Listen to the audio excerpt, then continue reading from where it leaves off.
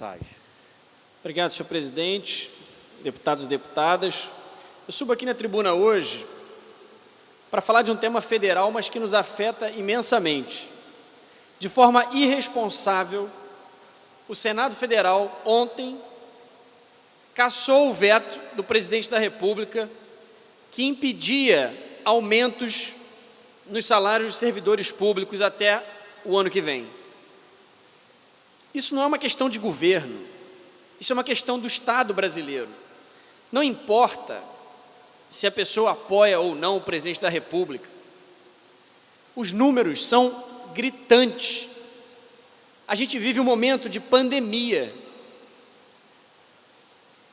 Veja só, a pedido do Globo, o economista Daniel Duque fez um levantamento, nesse momento, das diferenças entre o público e o privado. Durante a pandemia, os empregados e funcionários da iniciativa privada de pelo menos 24 setores receberam 21% a menos do que eles ganhavam antes da pandemia, com uma redução de trabalho, as horas de trabalho, de 25%.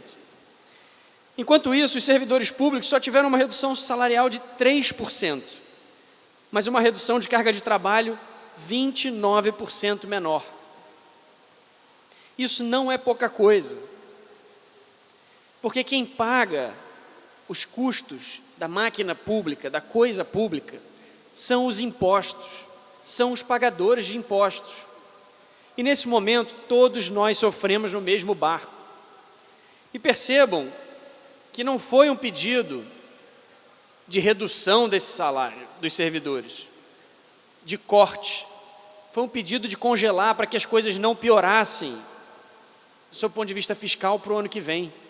Segundo o Ministério da Economia, serão quase 132 bilhões de reais de rombo se esse veto não for mantido e o aumento for permitido. Isso num país cuja máquina pública, no ano passado, custou 49% do PIB.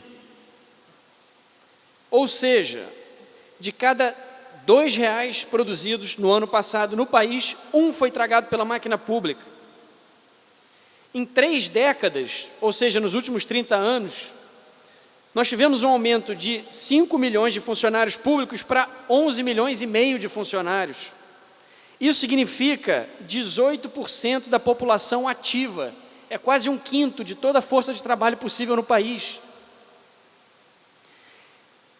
Claro, se você imaginar que essas pessoas estão vindo trabalhar na máquina pública e elas têm direito a ganhar o salário, naturalmente isso é uma despesa obrigatória que acaba trazendo desafios ainda maiores para estados e municípios, não só para a União, mas também para a União.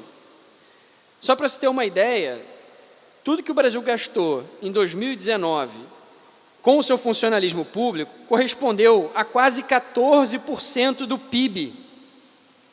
Para efeitos de comparação, o Chile gasta 7%, o Peru gasta 6%, Portugal gasta 10%, a Alemanha gasta 7,5%. O Brasil gasta muito e a gente não vê o resultado. Mais do que gastar muito, a gente não sente o resultado na ponta. Ou todo mundo acha que os serviços públicos estão de melhor qualidade, no nível de primeiro mundo desses países. É claro que não estão. Então isso não está voltando, isso não está chegando na ponta. E aqui não é um desmerecimento de forma nenhuma ao trabalho dos servidores, que se dedicam, que estão lá todos os dias, os bons servidores. É o reconhecimento de que o sistema está falho, que não está servindo a ninguém, que está promovendo desigualdades, que precisa ser revisto. Essas distorções, por exemplo, se refletem também na média salarial do setor público, que foi cerca de R$ 6.219, 240% maior que a do setor privado, que é de R$ 2.498. Isso sem falar no emaranhado de cargos, são mais de 400 rúbricas em relação ao funcionalismo público. O que a gente devia estar discutindo agora, o que afeta a União, os estados e os municípios, é a reforma administrativa. Isso é uma necessidade urgente e os números mostram isso.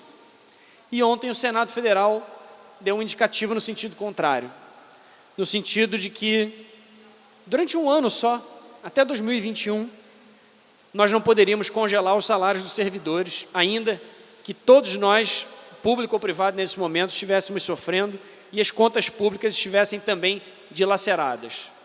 Nós esperamos que hoje, e nós torcemos para que a Câmara dos Deputados Federal possa manter esse veto e assim o Brasil possa finalmente começar a discutir como a gente melhora a eficiência dos serviços públicos e corrige distorções históricas que aprofundam essas desigualdades. Obrigado.